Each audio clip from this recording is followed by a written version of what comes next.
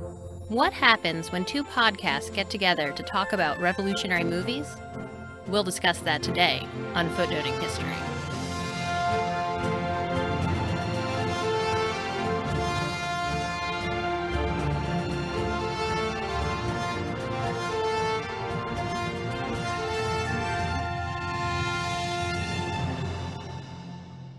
For this episode of Footnoting History, we decided to try something a little different.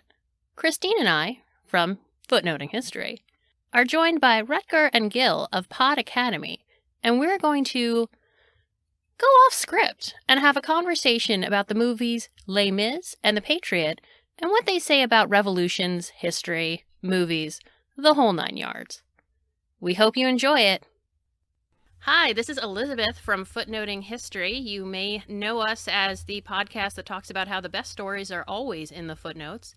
And we are joining Pod Academy today. Christine and I are joining Pod Academy today to talk about revolutions in historically based movies. I will be kind of doing our little intro for The Patriot.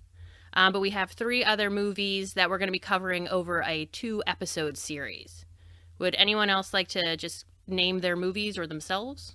Sure, I'm Christine. I work with Liz on Footnoting History, and I will be picking up where she leaves off for the second half of episode 1 and leading us through a discussion of the 2012 adaptation of the musical Les Miserables.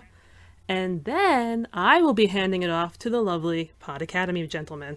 Hi, I'm Rutger of Pod Academy, and I will be talking you through the 1987 movie The Last Emperor, the first of the second episode about revolutions, the ones that are taking place in the 20th century. Hi, I'm Gil, the second half of Pod Academy, and I will be highlighting the 1965 movie Dr. Zhivago, following the events from the end of World War I throughout the Russian Revolution, to cap off our Revolutions in Movies podcast episode.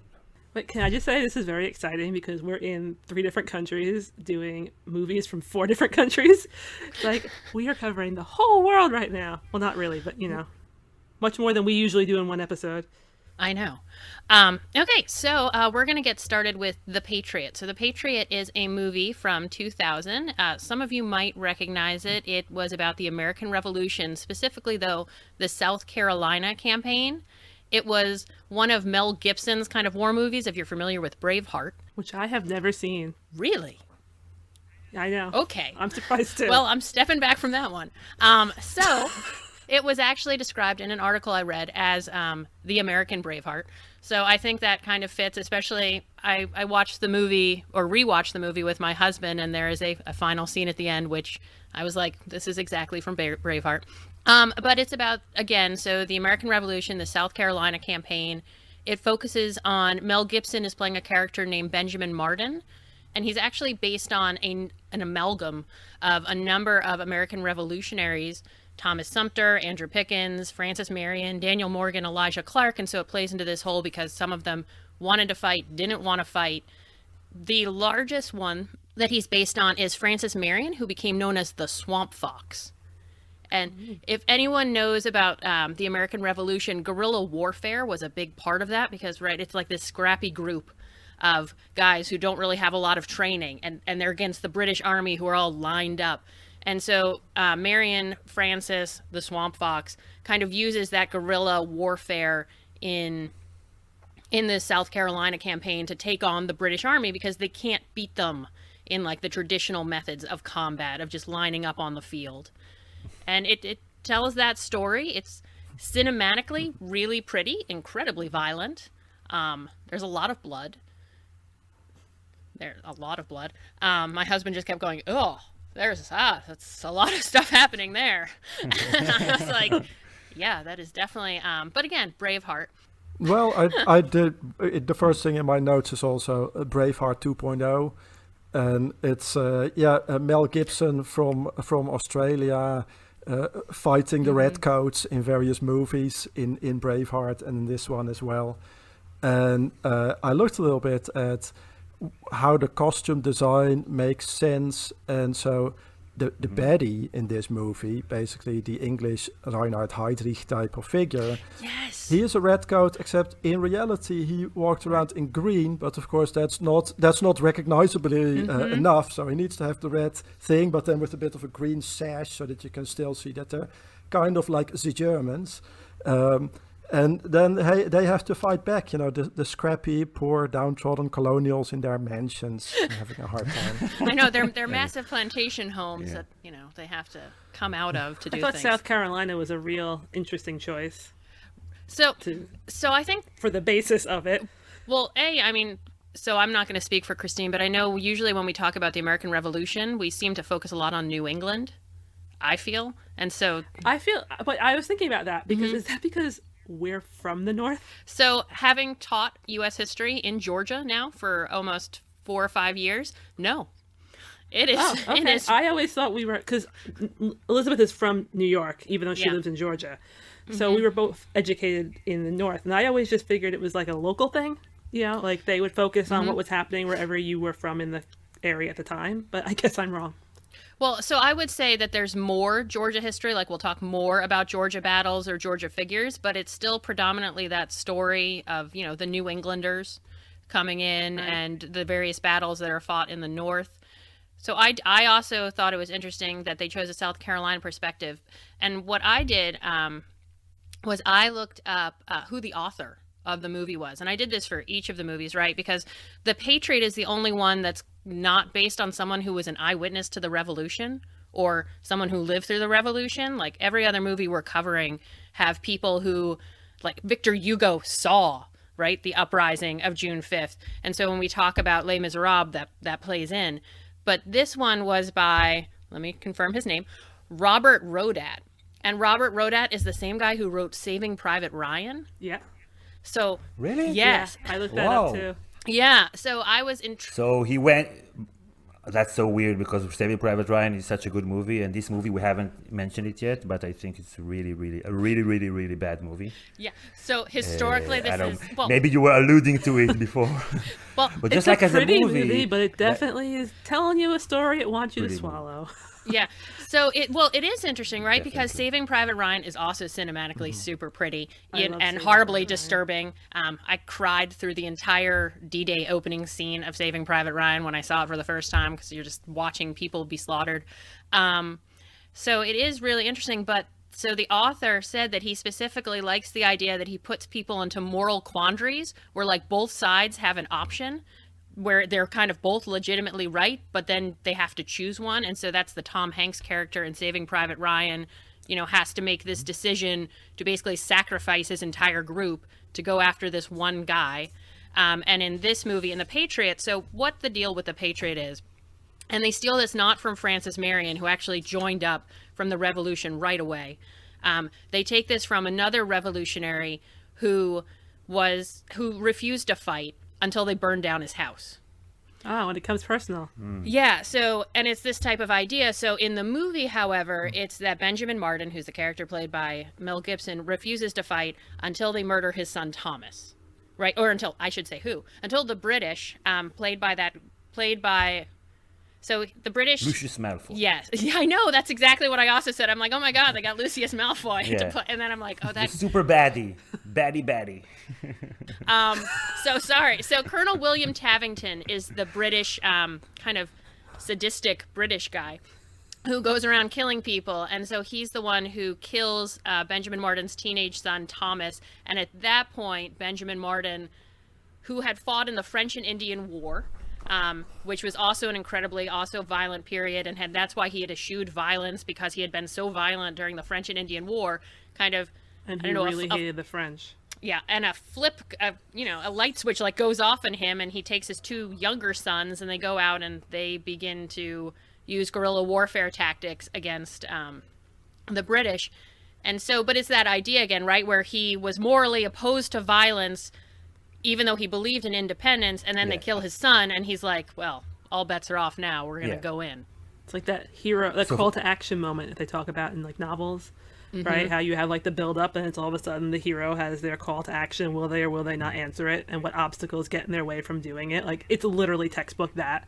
And I'm not complaining about that because it's, a classic storytelling thing. But I remember going, oh, all right, now it's personal. So now he's going to be really angry.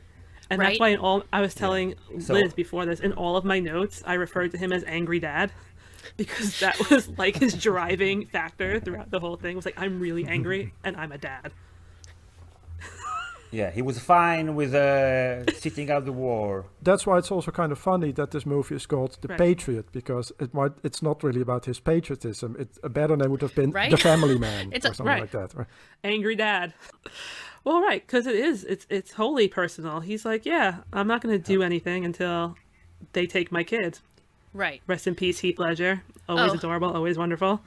So I realized as I was watching it that the son Thomas was played by Gregory Smith, who was a very popular teen actor in the 90s. And I'm like, oh, they just killed Thomas. So I don't know. It was a lot of moments happening for me as I relived like my adolescence while watching this movie. So there are a couple of things about the movie historically that stuck out for me.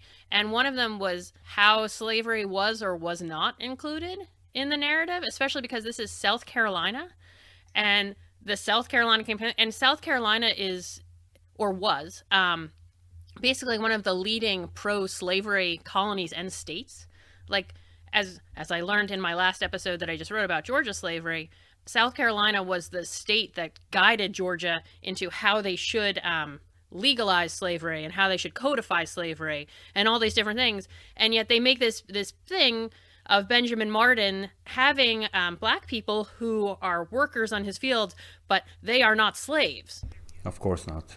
That was an interesting moment because I kept thinking to myself, you could make a really complex movie about this being in South Carolina. And then they were like, oh, but by the way, they just really want to be here. And I thought, oh, that's where we're going with this. Okay, let's just skip over all of that. That's cool. Yeah, I think that was just like the very concerted effort to make everything really clear cut in the movies. The Americans are good guys. Yeah. There's this black guy over there that's fighting with them, and Benjamin Martin is not racist at all, even though I don't think he ever said anything to him throughout the movie. I don't remember, but maybe it was Mel Gibson's choice not to talk to the black man. I'm not sure. And there's one guy who is like super, super, super racist. And when does he stop being racist? When the black guy is just so over the top, heroic, risk his life to save him and everybody, and only then the very average white racist acknowledges the humanity of the black hero of war. So you have to be so extraordinarily competent in order to get a modicum of respect of just like being a person.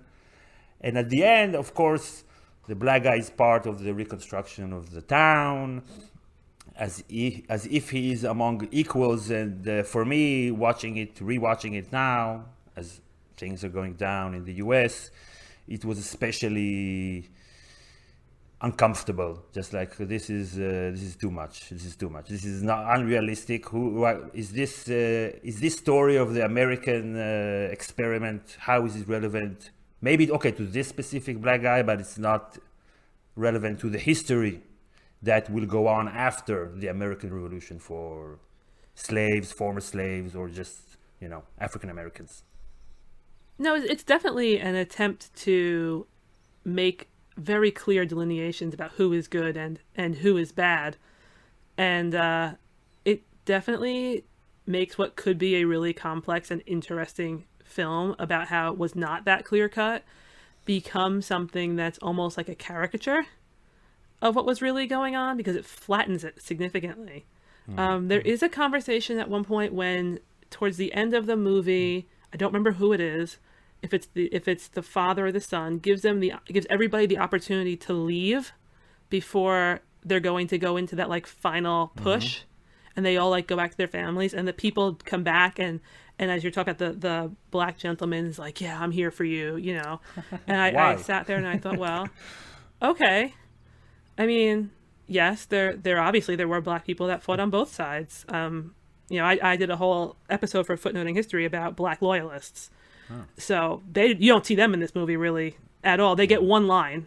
Where the British soldier says, if you join our side, we'll give you freedom. And then that's it. You never hear about them again. Yeah, and he says it in a sinister way, even though it's giving them freedom. But even that is, I will give you freedom. Yeah. That's but, supposed to be a good thing. It didn't all go well for Black loyalists afterwards. They didn't get the things that were promised to them. So I guess it kind of was sinister at the time.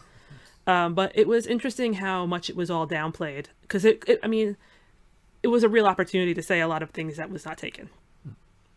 Instead it just sticks to the main narrative of very, very good guy, very, very bad guy, and nothing else matters. Oh, and the badness of the bad guys is also really over the top, right? The scene actually when I was watching this movie around the same time, I was also watching another better movie, but much more shocking still, a Belarusian movie called Come and See, which is about the Eastern Front and the Einsatzgruppe in Belarus.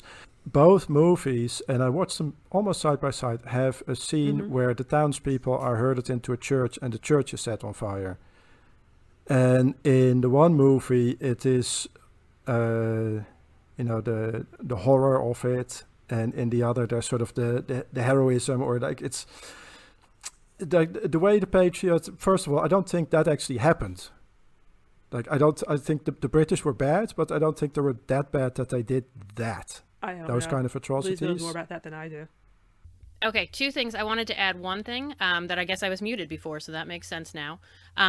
Francis Marion, who this is based on, so the Swamp Fox, did own slaves, right? Like, he was a South Carolina gentleman who owned slaves. He was actually tasked with, I think it was by Gates or someone else, one of the other revolutionary generals, to kill black loyalists. And he did. So it's very, very interesting that they went this very other way with what was going on, instead of the reality. And in fact, after the war, he apparently came home to his plantation and found out that all of his enslaved people had escaped. And so he had to go and buy new enslaved people. Like, that's part of his life story, is and I think that's why I also found it really odd. And like Christine said, there's lacking nuance. They did then try to show the Gullah people of South Carolina, who were a black community who still exist in South Carolina to this day. And I thought that was also very kind of like ham-fisted, like, oh, look at these white people who are totally accepted by this black group because of their behavior. Yes, that's where they and it's the Gullah and it was incredibly, it was awkward. Okay, now to return, this is going to be so fun to edit. Now to return to the question of burning down churches. So while in the Americas, they did not burn down churches that had people in them, they did burn down churches and communities. They would usually put the people in the center. And this is not to say that the revolutionaries were not going around being horrifically violent themselves, but they did do that. But what I actually looked up, so the first time I saw The Patriot, which would have been circa 2000, a lot of articles had come out talking about the British aren't that bad. They wouldn't have done this in the church. That was something the Nazis did, right? And so it's really bad to use that. And I said something along the lines to my dad about this. And my dad was like, well, they did it in Ireland. And I never looked it up past that, because I was like, sure, Dad. But, here we are 20 years later. And I was like, I guess it's time to Google what my father meant by that. So my father is 100% Irish. His father came from Ireland. That's why this is a bit of a thing. So I Googled, as one does, as any historian does. And it turns out that in 1649, when Cromwell went to Ireland and they attacked Drogheda, and it's known as the Massacre of Drogheda, not only did they do it where they lined up people who had surrendered and shot them, like the royalists and everybody else who was in Drogheda who openly surrendered, they shot them. A bunch of people ran to one of the churches for sanctuary, for safety.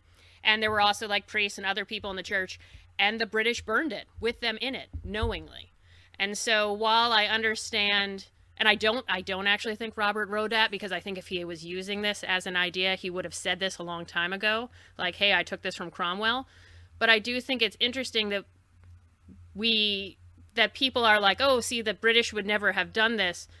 but there are instances of British abuse in their past, especially when we talk about anything to do with colonization or imperialism, that I wasn't really that shocked by this behavior, I guess. But this is 1649. So, but 1649, but the American Revolution is 1776 to 1783, right? So that's closer in time than 1940 and World War II. Yeah, because it's not actually a historical movie. It's a movie about the present to give justification to what happened later, and you have to have the bad guys be bad guys, and you have to feel good about the heroes. If it was more nuanced and the British were more good guys, and then that would have to be like a 10-part miniseries on HBO or something like that, and not a blockbuster movie. Also, another thing that bugged me, I don't know, as a man who had to spend 3 years in the Israeli military here, the scene in the church when the young woman shames the man into joining the war, as if like, are you not men? Yeah. Like, why do I have to go and kill myself for this thing? Yes. Okay, thank you. When she did that. Oh, okay, that scene got me so angry. Yeah. Yeah. Exactly. No, I was like, how dare she do that? She's not going to war. Sit down, lady. No, I definitely, when she did that, and of course on rewatching it, and you know what's going to happen, and you're like, are you Right. really, you are shaming them into this, like using their masculinity and their all these things, and especially when you have young kids, like you had like 12 and 13-year-old boys who stood up at that point, and it's like, are we really? Right. Yeah, we're doing okay. This is where the movie's going with that one. First of all, she was doing it to impress Heath Ledger. Okay, because they get together really shortly after that in the movie. I mean, that's Second facts. of all, if I was her and I had survived, I would have such survivor's guilt that I sent all these men off, telling them that they had to go do this, and they all got slaughtered. Right. I would not be able to live with myself if I was that person. Because if you're not willing to go yourself, it's kind of hard for you to sit there and be like, hey, bro, time for you to get up and like go prove yourself. That was a tough scene. Oh, that was an incredibly tough scene when she did that, and people were standing up, and that was Yeah, and they didn't want to. They were like, okay, I have to stand up now. Yeah. I mean, I wondered if that was an attempt to try and give a woman like a big role in rallying the troops. No. But it didn't really play that way when you watched it. And it says something about what people were thinking about these kinds of issues in the year 2000, because today that wouldn't fly. Fly. Yeah, I was actually. I think a lot of things in this movie wouldn't fly, but also the really, for me, amateurish battle scenes when he saves his kid. I thought to myself, what this? It seemed, if you compare it to Gladiator, which came out the same year, it's like worlds apart, the battle scenes for me. Yeah. And all the cliches, running with the flag. Yes, that was and the how he was part. like the running with. And he was like a ninja when Lucius Malfoy tried to kill him. He became a ninja. The running with the flag was the Braveheart scene, right? Where all the troops are lined up, and he's like, they can take our freedom or whatever, but they can't take our. Or they can take our lives, or whatever. They can't take our freedom. That was it. I was like, I'm watching that scene, and I'm like, it's Braveheart. Here we go. But he's got an American flag. But flag symbolism goes into a lot of these revolutionary movies, right? Oh, yeah. It's like the one thing that like brings us all together is for this flag that symbolizes everything that we stand for. Whether or not the flags are accurate. Well, right, Yeah. I mean, I of course spent a good while trying to look up like the history of the flag and was that the correct flag and what flag should have been used in the scene. And I couldn't find enough conclusive things that I feel like I can firmly speak on it, but I definitely feel like that's a thing, right? They use whatever. So we were talking earlier about how their costuming was largely correct, except for the British general not wearing his green jacket and his troops wearing their green jackets. But the flag, I was really trying to figure out what would have been the correct flag to have been used in this battle scene, and would Heath Ledger have picked it up. So, and I love that we're referring to him as Heath Ledger. Nobody is talking about him as Gabriel Martin. We're all like, so when... No. I'm sorry. No, it's fine. I'm sorry. I couldn't remember his name throughout the movie because I just kept thinking, I miss Heath Ledger. No, like that. Heath. That kept happening to me. Briefly go back to what I tried to say about the 1649 thing. So the thing that Cromwell did is kind of more in the context of the religious warfare that was going on during the 17th century in Europe, which was incredibly brutal. And I guess, in my view, the Patriot in that time that's when the Enlightenment had been happening, right? And for me, also, the name of the movie reminds me a little bit of what was happening in the Netherlands around that same time, which is that there was these Republican liberal movements called the Patriots, which were more about, renewing the state and sort of getting rid of the stadtholders and becoming more like an equal society with equal rights for everybody. And so that, to me, the time, the time between 1649 and 1776 is shorter than the time between that and 1940, but still there's an enormous, to my mind, evolution in people's worldview and thinking about how to treat others. Right, the 30 Years' War is long gone, and now we're in the time of equal rights for everybody, and the French Revolution, the American Revolution. So even though the time's not that long, I think the mentality is probably quite different. I'm going to push back on that. So Christine and I are trained medievalists, and we're actually not as enamored of the Enlightenment's alleged successes as having, changed worldviews. Okay. Yeah. She's putting that very politely. We have big negative thoughts about the Enlightenment. Okay.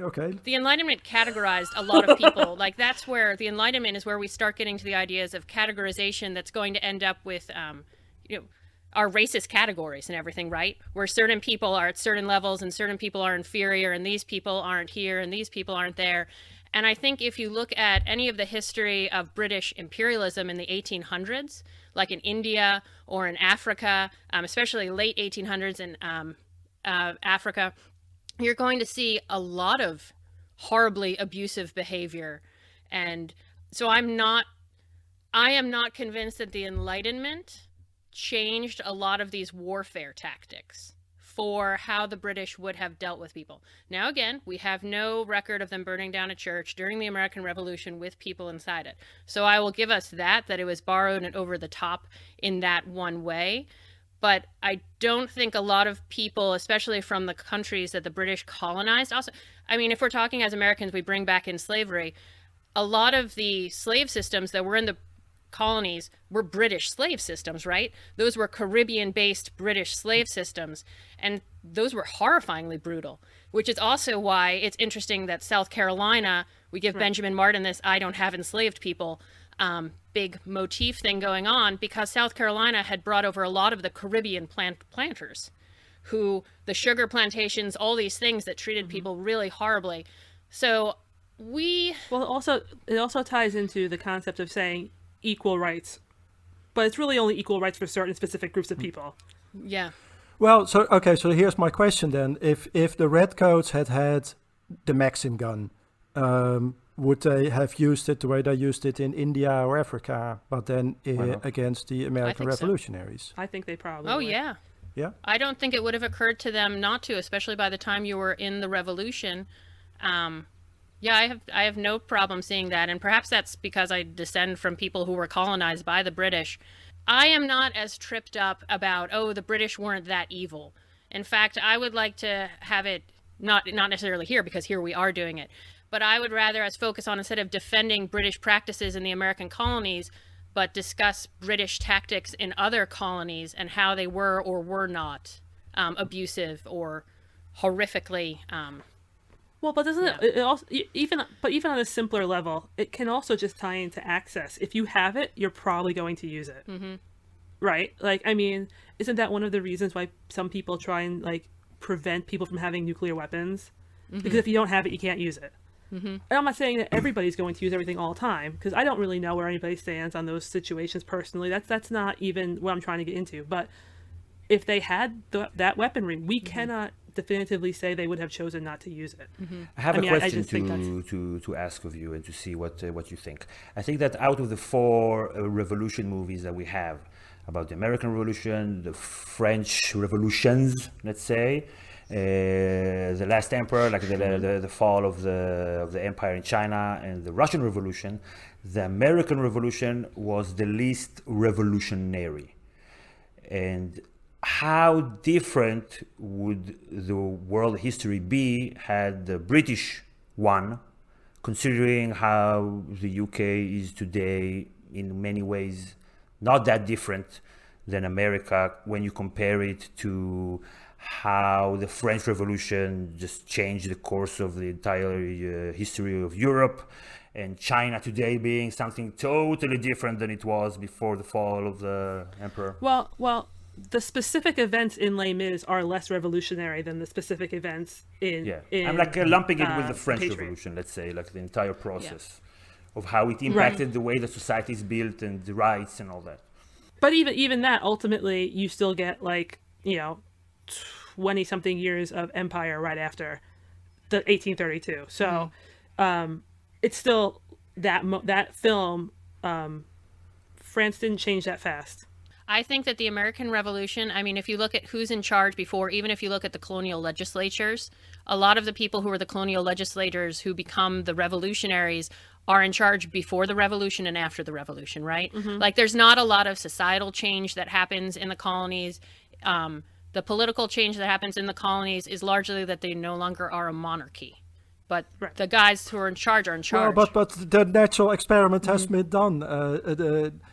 If the British had won, I suppose then in the whole continent more people would be into hockey, because that's basically what Canada is. Or cricket, no baseball, just cricket. You could argue that they would have been independent eventually anyway. Yeah, eventually, definitely. You could argue that. I mean, a lot of the other places that were British held eventually became they all independent, became, or entered the Commonwealth and a different sort of standard. So it's not impossible that eventually it would have happened no matter what. It's inevitable. Because there was a lot of conversation, right after the American Revolution about, well, okay, so just how far do we want to go away from what British society is?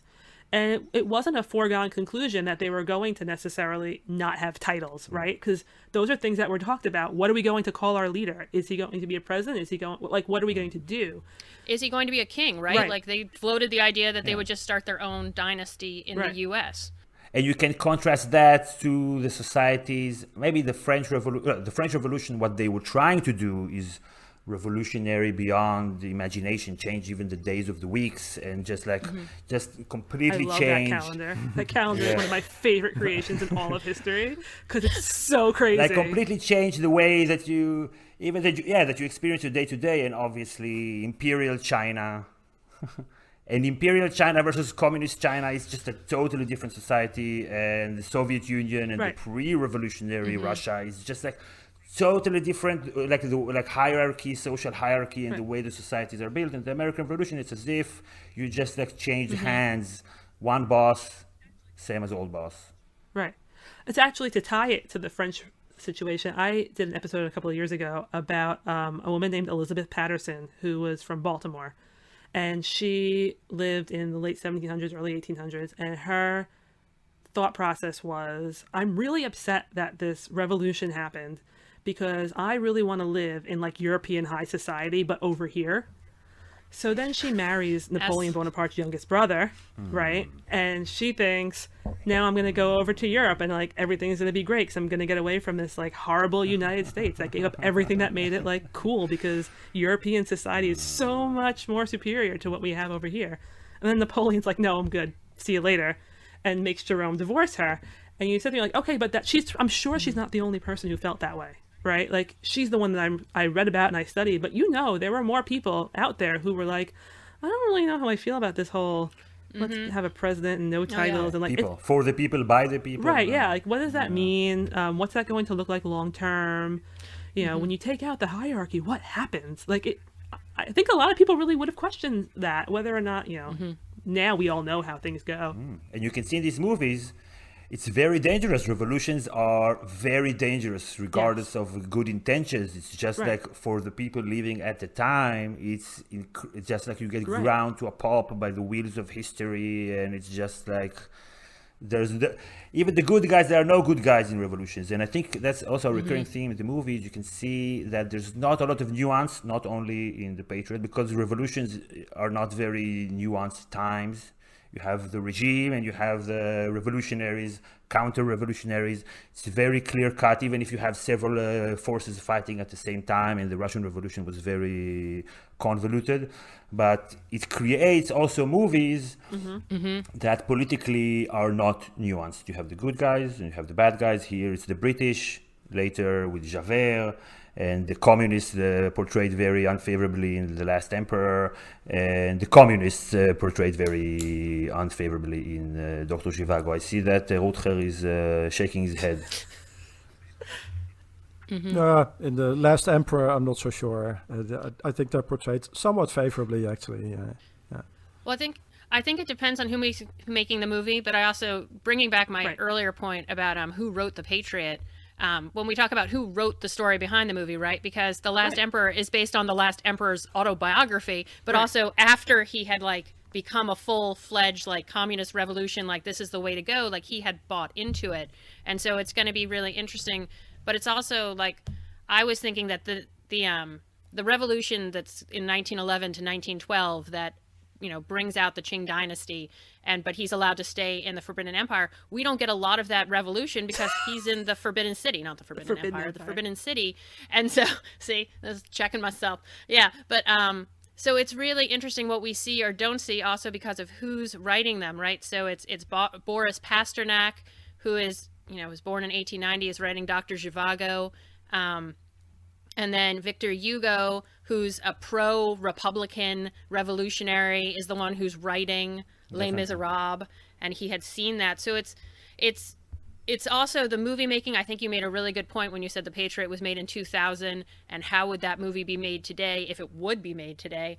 So it's also when the movies are made, but also what's kind of their eyewitness account that they're using really, really intrigued me on how the movies were then created. So, I mean, Boris Pasternak writes Dr. Zhivago, and it's not going to be published in the Soviet Union, right? It has to get smuggled out to Italy, and it's published in Italy.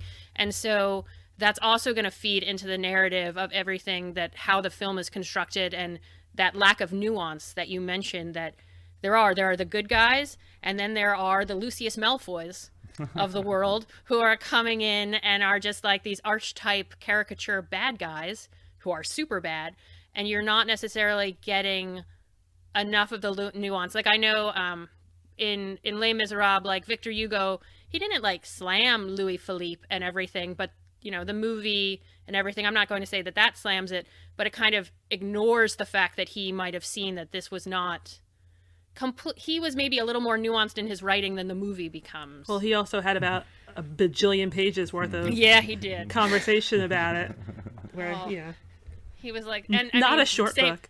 No, same with Dr. Zhivago, right? Nobody's writing a 30-page treatment of let me tell you what's happening. No, these are horrifyingly long. I have one small footnote. Ooh. Oh, look at that! We're taking over all your podcast. That's it. Planting our flag. So I didn't know what you said about when the American Revolution was happening and what they were going to do. It wasn't apparently a foregone conclusion that it was going to be a republic. And actually the same kind of happened with the Dutch War of Independence, right? There was this sort of declaration of, well, we don't really like this king. So you're out. Yeah. But then it wasn't so obviously we're going to be a republic. No, there was actually some shopping around, would you like to be our king? Or how about you? And then in the end, nobody really wanted to. And so then this office, which had already existed before, was kept on of the stadholder, which is the first part. Stad is from instead. So basically the regent or somebody who's just sort of, for the duration while we don't have a king for the next 200 years, we're just going to have this person here, and then we'll see what happens. And so it was just the republic kind of just came about by accident, basically. And now you do have a king. Mm-hmm. Right. And now we do have a king, thanks to the English, because they meddle in everybody's business, including ours. We also have a king; he's a prime minister. And as an Israeli living in Israel, we are no fans of what the British left here behind them. As they left, everywhere else, everybody's hating everybody, and no ability to have a functioning state, and ethnic tensions, and Thank you, Brits. Thank you. Which, by the way, is very funny to me that we're talking about. I do so much British history for us that I'm sitting there going, okay, so this is like the stuff I don't usually cover in my episodes, because my British history episodes are all like social history. So it's like, so-and-so had an affair. Yeah. It's like that type of a thing. And now it's like, and then they, How horrible! They ruined everything. Right. But that's why it's a footnote, right? But because the idea that, British colonization, British imperialism ruined a lot of things. Right. No, it's not. That's not the footnote. Like, that's the history books. Like, that's political history that we already get kind of taught. Maybe we don't get taught in the terms that they ruined everything, but we do get taught that they go into countries and what they did and what gets left behind. So that's why we do the footnotes. Right. Exactly. So when I come in, it's like one specific instance that happened to one person. It's a little different. But anyway. Yes. We can move to France now. They had their own problems. It's true, they did. So my film was Les Miserables, and there's many different films of this adaptation of this book. But mine was the 2012 Tom Hooper directed adaptation of the musical, which I love that we are doing, because I actually said to Liz right after we decided on this movie, I was like, this is great because it's a film adaptation of a stage musical that was translated into English from the original French that was an adaptation of a French book. So you're going through from when you go from Victor Hugo writing it when he was in exile up until this movie, you have gone through so many different incarnations. It's a miracle that any of his original thoughts and themes actually come through in it. Right. It says a lot about the work. Right. Yeah, absolutely. I mean, you look at it and you go, okay, yes, there are things that are changed in every version from the one before it. But ultimately, you still get a lot of, I think, what he was going for in the original. And it was really interesting for me to look at this from a historical perspective, because I've spent pretty much my entire life obsessing over the musical version of it. Like, I can still tell you the exact moment that I first heard it. Like, I know exactly where I was. I know when I saw it. Many people saw it a lot more than I did, but I went to the original Broadway production something like 30 times, and I was a teenager at the time, so my parents were taking me, bless them for that. But so looking at it now, and it was very hard to watch it and not pick at it as a piece of musical theater adaptation, but to look at it as how it was portraying what Hugo wanted, what Hugo was saying, and what that says about us and society, and looking at it in a more modern perspective. But the interesting thing for me with it was when you're now, like, people always used to say to me, oh, it's that musical about the French Revolution. I'd think, oh my gosh. Okay, is it a musical about the French Revolution? It's the musical about an event in French history. But I pretty much tell people that, like, the entire 1800s was basically one giant French Revolution.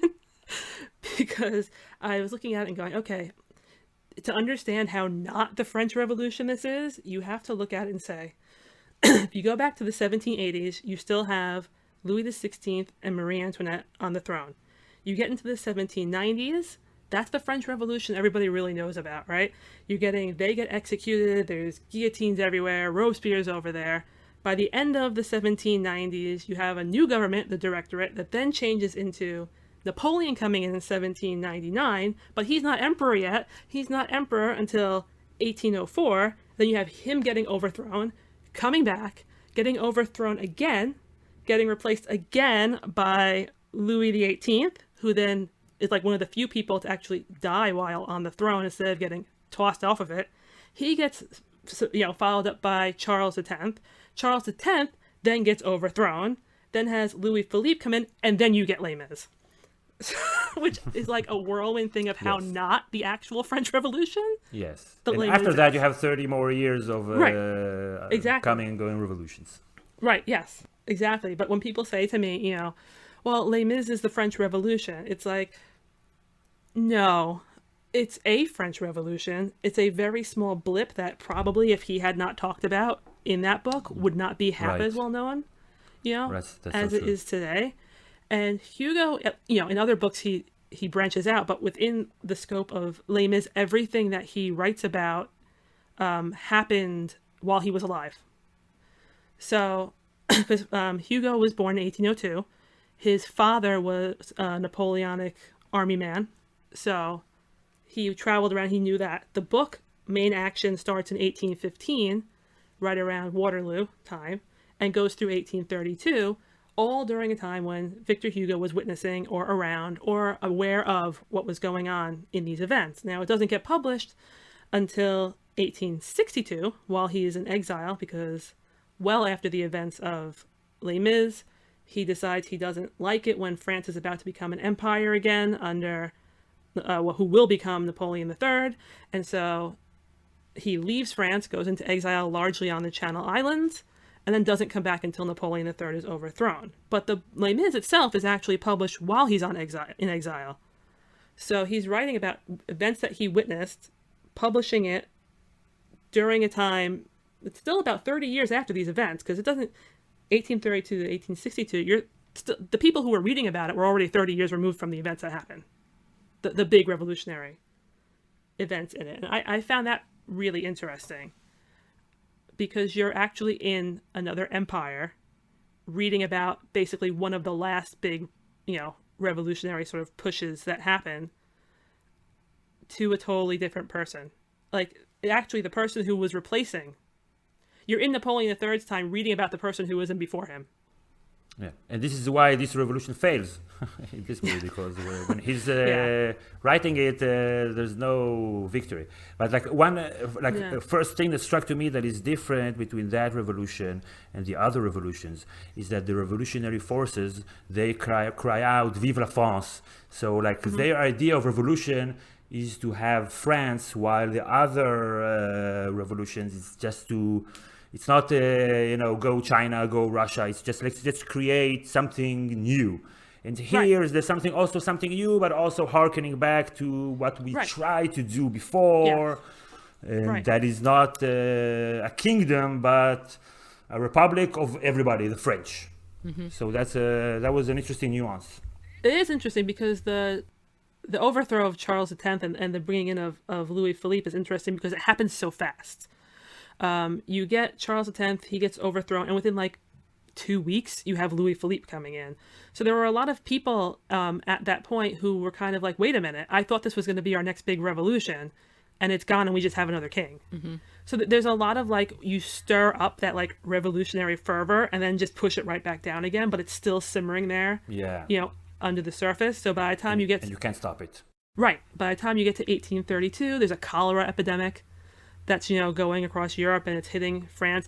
I read in one of the books I was looking at for this, it was talking about how there were people who believed that the police were poisoning the water to make cholera spread amongst the poor. Fake news. And they had to be like, no, we're not doing that, I promise. But that was still something that they believed. There was still a lot of this animosity towards unfulfilled promises. And in the book, there was a quote that I wrote into my notes because I went back to the book too. I did not reread the whole book, guys, because that would I'd still be going if I was rereading it. Still, I would still be doing it. But where he says that in his section, in Hugo's section in the novel about the lead up to the big revolutionary barricades that we see in the film, he says that the bourgeoisie is simply the contented portion of the people, and in the novel, and in the movie, you see the fact that at one point they directly confront the man in the carriage, who's he's dressed in the nice suit, and he's definitely part of the bourgeoisie. And you have Gavroche and the other quote lower class people coming at him like, well, what are you going to do for us? Have you forgotten about us? Because the upper class is fine. They've pushed down the revolution. They're continuing bopping along as they were, but the people below them are not doing that great, which is, I think, an interesting contrast to the Patriot, because in the Patriot, it's very, rah-rah, we're going to win. Mm-hmm. In Les Mis, it's very, everybody is still sad at the end. Because it does. You're not going to do it, so I'll just state the obvious here. It is maybe not the only time in history that there's a confluence of a pandemic and then downtrodden people getting into some sort of revolutionary fervor. Well, look. Okay, so I'm hoping that we end up with a lot more living people at the end of it than they have in this movie. I mean, that is incredibly fair. Also, Yeah. Well, Also, they're talking about law and order. Javert is all about law and order and all these lawless people, rioting and protesting. It's interesting though, isn't it? How Javert's at least in the film adaptation, because there are all different ways of portraying Javert. He's one of my favorite characters in literature because I love the fact that his like huge character flaw is believing that the law is the one thing you have to follow all the time. Like that's the thing that he can't handle it when he realizes that this thing that he has invested his entire life into might not always be right. Mm-hmm. I mean, that's like a huge identity crisis that, obviously in the film, spoiler alert, people who have never interacted with Les Mis, it breaks him, ultimately. And I've always thought he was, yes, he's the bad guy, but he's also a very tragic figure because in his mind, and this is with a lot of villains, he thinks he's right. Like, and he believes that he is following out his duty to the end. He's going after this man who has broken his parole and who needs to be brought back to heal because that's his job. There's no other crime in France, No. just Jean Valjean. That's it. This guy. This is the most dangerous That's criminal one of the best things in the about land. Les Mis is how they just happen to always be in the same place. Right? Like, Super convenient. no matter where he shows up, there they are. It's like, oh, it's like 10 years later, and he still just happens to be right there working for you and doesn't realize it's him. I have a big love. It's like Clark Kent. He has the glasses now, so you can't recognize him. It's different. He looks different. I have a deep love in my heart for Les Mis, which is bizarre because I'm gonna say, I mean, it's just known already that I'm like the least revolutionary person you'll ever meet. Liz is way more revolutionary than I am. I would probably like be Javert if I was in Les Mis. I'd be the person being like, dude, just go back to prison. Like, it'll be fine. And then Liz would be like, no, Christine, that's not how this works. There's moral law. No, I admit that. I'm. This is why Christine did an episode on British loyalists. And I'm like, where's our episode on the Easter Rising, right? Like, right. This is what No, we're doing. well, it's true because I know if I had lived in the American colonies at that time, which my ancestors were not even near there yet, my family wasn't here until the early 1900s, but like I would have absolutely been a loyalist. I would have been like, wait a minute, why can't we work this out? Yeah. Really? Oh, I would have been a revolutionary. I would be like, for sure. why are we doing this? Where are you going? No, Well, I freaking out. Freedom. I think I've already signed like my thing where I'm like, so the Irish revolutionaries and the Irish Civil War and all those things, like, yeah, I know where my family stood and where I'm like, so obviously this is what we would have done. But I mean, to that point, most people in the American colonies weren't revolutionaries, right? Like it's something like in America. So in our school, we learned like, or in grade school, but also that you do during the American Revolution, it was like a third were loyalists. A third were revolutionaries, and a third didn't care. Like a third were literally like, whatever's going to happen. So it's really only 1/3 of the population. Afraid to declare it. Right? So afraid to declare either way, or just we're waiting to see who won. So it's like in American elections. It's like American election. The third or quarter of the people decide for everybody, and all the rest say, okay, whatever. Yeah. Well, you see that in Les Mis too. Right. In Les Mis, right. The people did not stir. And that was interesting. Yeah. They don't show up. Right. Yeah. I think, and one thing comparing it to, because it was very hard for me not to keep comparing it to the stage musical, but because it is an adaptation of the stage musical, one of the benefits of the film, now overall, I will tell you, I have to put it out there, otherwise my whole universe will just come crashing around me. I will always tell you to pick the stage musical over a film. I will always tell you to do that. If you really want to go listen to it, people who are hearing this, go find the 10th anniversary recording from Britain. It's the best one. I know I own over 40 recordings of Les Mis in many languages. I promise you, go for the 10th anniversary concert. You cannot fail. However, that said, the benefit of a movie is on a stage production of Les Mis, it's very bare. It's basically a lot of the visuals are in your head, and the main set piece that you get is eventually the barricade. In this film, you get amazing visuals of what that world was like that you do not get on stage. You just don't. You're not going to get exactly what it was like for him to be in prison as you are when you watch this movie and you see them in the water and like with the chains, or later on when they show Lamarck's funeral and the students starting to pick at the revolution with the big, the processions coming by. You don't get to see the giant, one of my favorite things from the Napoleonic period, the giant Napoleonic elephant. In the movie and in the book, Gavroche lives in this huge elephant, which was a statue that was started to be built under Napoleon I, but never got finished. So it was really just like a giant cast of a statue and never actually became one. And by the time 1832 is coming around, it's like decrepit. It's like starting to fall apart, and it continues to be that way until eventually, it's not there anymore, much to my dismay, because I would go and see it. But you don't get those visuals when you're looking at the stage production. And it really, regardless of what you want to say about adapting it and changes that were made from stage to screen or whatever, or book to stage to screen, or book to screen, and all the different ways you can turn it around, the visuals of this really show you exactly what it's like to go from all these, like, thousands of people are waiting to watch this funeral procession of this man who was viewed as like their last possible hero slash somebody who had ties to the old way of being, because he was, from the Napoleonic period a little bit as well. And then all of a sudden you're at the barricades and nobody shows up. Right? So all these guys are like, yes, here we are. We've got all this support. Everybody's like poking at the, the officials. And then like 5 minutes later, everything disperses and you're at the barricade and it's so isolated. And they talk about it. People aren't coming. They haven't stirred.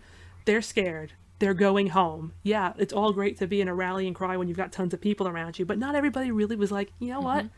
I'm going to let myself get killed for this. Which I said to Liz, there's lines in the musical where they talk about, well, we're going to die. We're probably going to die here. And we have to be okay with the fact that we are going to die here, because that is not, our lives are not what matters. What matters is that our movement and the things that we're pushing for, the republicanism, the rights, moves forward, which in my mind, again, probably because of being of Irish descent, I was like, so this is like the Easter Rising.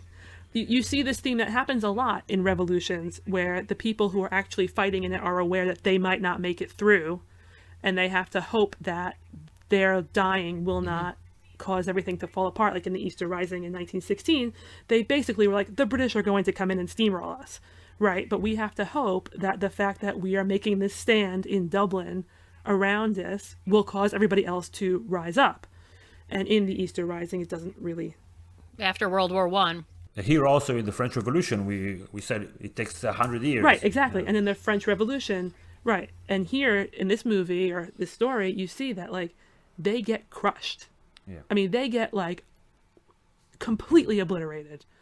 And the whole event that, has become so famous from Les Mis all took place, well, the revolutionary part of it, all took place in 24 to 48 hours. It's done. It's gone. Right? So if Hugo's not writing about it, do we even know that it happened? So I was struck by that as well.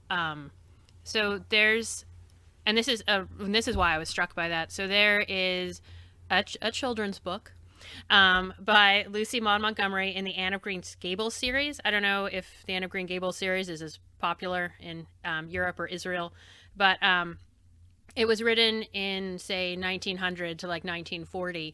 And there's one book that takes place during World War I.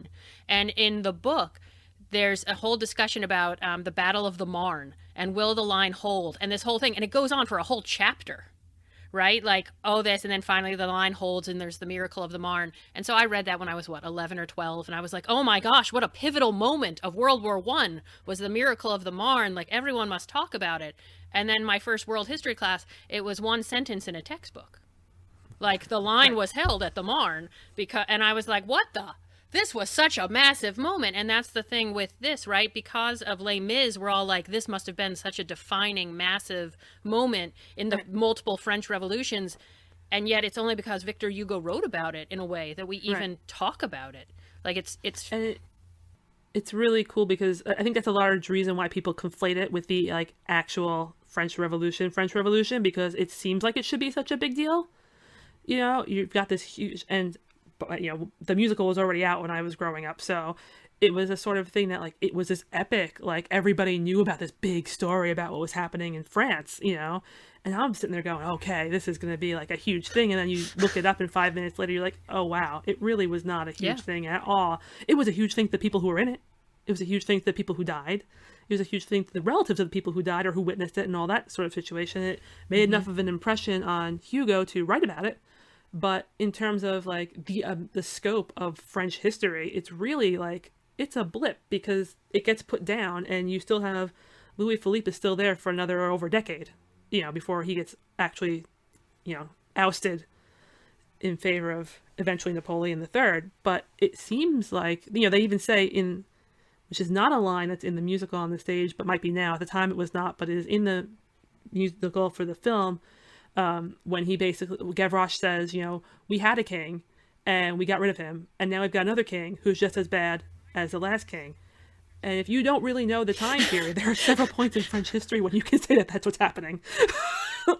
Like, he doesn't say the names of the kings at the time. So if you're looking at it and you're not really sure, you could be taking that a lot of different ways, especially because Les Mis covers such a large swath of time compared to The Patriot, right? The Patriot's very concentrated in its depiction. Oh, yeah. And The Patriot, like, I mean, it only, in a real way, only covers a very few years, and then it just, at the very end, just does that scroll at the end, right? Where it's like, and then things happened, and then the war ended, and everything was great. And you're like, okay. But yeah, no, Les Mis is, it covers, from 1815, but even before that, for when Jean Valjean is arrested. I mean, it's an just... epic movie. Right, up until slightly after 1832. Yeah, and one of the interesting things about the revolutionary depiction in Les Mis for me, which you don't see in The Patriot because it ends where it ends, is Marius's survivor's guilt that comes into play when he gets that big empty chairs, empty tables song, and the fact that he's basically the only person left from his entire circle of people, and he has to live with that. And so he has that moment where he's sitting there and he's talking about how everybody's gone, and I think it's really important because. And it would be actually even more interesting to see if they had won and people still died and you're talking about it, because there's no revolution where you don't lose something, right? And for him, they lost the revolution that they were trying to start, and he lost all of his friends. So he has to sit there now and find his way in this like whole new world. And he's so excited that he got Cosette, who he's been so into this like whole time, but he's lost everything else, right? So even if they had won, you could still have huge survivor's guilt because you made it through the other side and somebody else did not, which we don't really see in Les Mis or in The Patriot. You don't see a winner's survivor's guilt. Right, because even though Mel Gibson, I'm just going to call him that. If I can say Heath Ledger, you can say Mel Gibson. At least I didn't say, well, there I we could have go. said Hugh Jackman all through my conversation about Les Mis, but I did not. Well, good on you. So Mel Gibson loses his two sons. And they even have, there is that one moment of where they go to that man's farm because the British are attacking the farms, and they find out that his wife and child are dead. Yes. And he commits suicide. Yes. So I just spoiled it for everyone who hasn't seen The Patriot. And so you get that moment of that, but even there, the rest of them, they're sent home, but then they all come back. Right? Like, we even lose that nuance. Like, they tried to say, like, oh, look how horrifying this is for some of the men involved. Right. And yet they still couldn't do it, and they had to end with, however, we all won, so it's okay in the end. Right, which Les Mis is not like that. No, Les Mis is very much not like that. Yeah, I think it's a difference between the way of how the French look at their history and how the Americans look at their history, that are always improving to a more perfect union. And of course, we did some bad things later, but we're trying our best. Right. Trying our best. Yeah. So it has to be optimistic. Well, it's also interesting too because you have somebody who's writing The Patriot who's living now and writing it back then, when Hugo's like, no, I saw this. Yep. Like, I know, I read the newspapers when this was happening. Like, it's a totally different perspective looking back and trying to create your like national myth, as opposed to writing about something that's happening. Yep. Yeah. There wasn't an end, a positive end result for him to start from. But Rutger, you've been very silent. Say something, Rutger. I feel like he's thinking really hard about all of this right now. Well, I am, and I think also he's thinking about dinner. No, but I was thinking about what you said, Christine, about just the visual aspect of it, because like part of what makes this movie kind of appealing is that you just see very beautifully, the French national sport of tearing up Paris and throwing things and building barricades. They had another one this week, and it looks amazing, but it also really plays up the romanticism, and in a way it's also kind of a good thing that it feels like it's the flower of the youth and they're dying for a cause, and it's very romantic in that way. And probably if this one had succeeded and everybody else was going to go on the chopping block, it would have not been as romantic, I suppose. That's true. There's definitely the romantic tragedy Right. aspect to it. I think it's very useful to have a revolutionary history. It's very useful for the French today, for them to keep their leaders on their toes. That if something they don't like something, boom, they go strike, gilets jaunes, all that. I think that the revolutionary aspect of the American Revolution has kind of been lost in the American story. And from now, listening to people talking about what's going on now, or let's say the last year or few years, it seems that people are trying to bring back, like, hey, this country was founded by revolutionaries. So coming out and demanding things that you feel you are due, it's actually an American tradition. Right. It's definitely a different perspective. In France, it's very much, or well, in French history, it's very much, well, you need to keep on your game because if you're not on your game, you're out.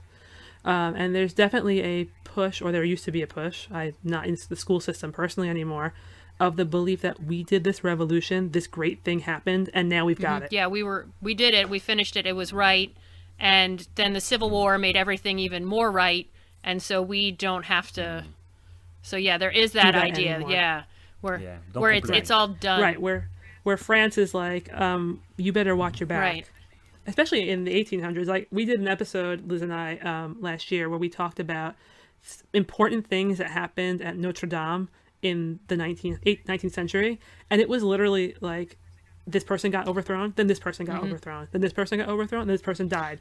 And we're looking at it and going, one person could live through so many different regime changes and people wearing the crown and not wearing the crown, that it's like insane to think about, for at least for the two of us who have basically lived in, Right. the same government system for the whole time. It's super impressive. And there's no regime changes, 200 and some years of American history. This thing holds up. It holds up. It's very impressive. It's just, well, I mean, we have people. I don't know. I don't know system by the itself time that says- this episode comes out, maybe maybe it doesn't hold up any longer. But as of today, June 7th, 2020. I will have taken over. It will be fine. And I'm going to be running her household. We'll see. We'll see how that goes with things. Yeah, Christine, don't. There's a lot of candidates, Yeah. Christine. Come Hey. on. We'll get out there. But it's also okay to bring it back to the class issue that was raised a little bit when we were talking about how Les Mis focuses on the lower classes, right? Also the students, like that's the merriest thing and everything, but it's also the lower classes and how things haven't changed after, these 30 some odd years of revolutions or 40 years at that point, for the lower classes. And yet, like we talked about in the Patriot, most of the revolutionaries we're seeing are the upper class guys. And those are the guys who are going to remain in political power after. Like, that's why at the beginning of the Patriot, he gets to go to Charlestown back then, Charleston, and vote, because he's already one of the landed, I mean, if it was England, it would be the landed gentry. Like, he's already there. He's basically the guy in the carriage. He's the guy in the carriage in Les Mis that they're like ripping the stuff from. They're already the bourgeoisie, and so we then go to France in Les Mis, and it's not about the bourgeoisie. So it's also very interesting on who's depicted as the revolutionaries, who's depicted as the good guys. Like, we don't get that nuance in the Patriot either.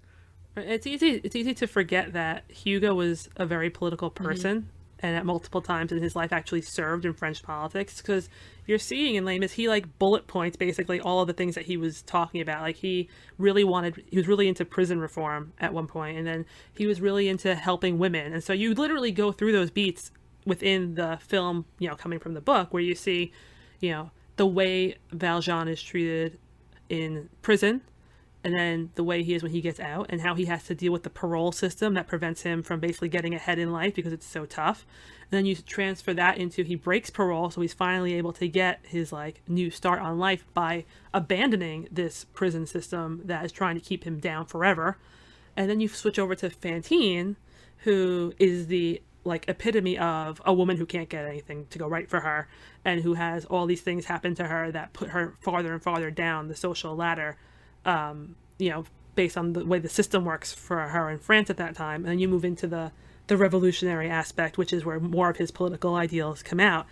So it would be, it's really interesting to me to see how maybe it would be even more interesting if he had done it in a briefer version, but like how he was able to fit all of these things into it and make it still a coherent piece that can be very heartbreaking. Without, at least for me, it never really feels like you're being bashed over the head. With it. You're just following these people's lives, and it's so well crafted that you get invested in them personally that it makes the points even better than some of his chapters where he's kind of preaching. This book, by the way, when I was a kid, I read a children's really thin version of Les Mis because I wanted to know what it was about before my parents took me to see the stage version when I was like 12. And then I slowly worked my way through bigger and bigger abridged versions until I got to the full length one when I was in 8th grade. And that was when I realized why abridged versions exist. And I know people are going to get mad at me for saying that, but there are some chapters in Les Mis that I am sorry could have used an editor. Oh no. Shots fired. I'm just putting it out fired. there, and I love Les Mis. Yeah, Across history. I know. Look, That's what we're getting the hate mail for. We are going to get the hate email for Christine. I love Les Mis. When I was a kid, I had every student's backstory memorized, okay? I could tell you every single one based on how they were described in the book. I had favorites. I knew all of that. But I will still say it could have used an editor. I'm just saying. Also, the Bible. Get The out Bible there. could also use another editor. If we're gonna get the hate mail, I'm just like I don't know. Let's just get the whole of it. Also long. Very, very long That is book, also a long book. The Lord of the Rings. Why? Hey, hold why on, do we- hold on. Anyway. Oh, now we're really getting all the hate mail. I mean, come on, Tolkien. Okay, anyway. Liz is going to change the second half of this to be the revolutionary Lord of the Rings. Oh, are you kidding? I could talk about World War I and Lord of the Rings, but we won't. We won't. I'll just think But it in yes, my head. Les Mis, I absolutely love it. And I actually like the way it depicts revolutions because it's not told by a winner. I think it also lasted because there's this timeless battle between conservatism and progressivism, whatever you want to call them, but people who want to enact change and people who no, this is the way it is. Then let's not change it. And during that time, it was hard to imagine what could replace a system that has been there for so long. Like we would have such a hard time to try to imagine living under a different government system that is not representative democracy in some way. But how would that work? It seems very dangerous. And obviously, if you look at the recent history, you see that it was indeed dangerous. A revolution that devours itself, and so many people died, and the success and the fruits were mixed at best in real time. Yeah, I mean, that's especially pertinent to 19th century France, right? Because no matter what they did, kings kept coming back, right? They kept thinking this is the time we're going to have a change.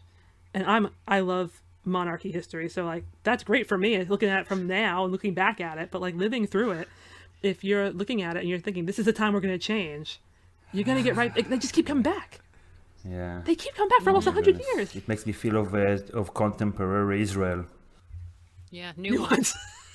How there's this king that we try to topple, but he keeps coming back, King Bibi, and just like no matter what happens, he just stays there and stays there. And so I could really identify with the revolutionaries there, like no matter what we try and do. So maybe I'll go and I'll go to exile like Victor Hugo. That's what I'll do. There you go.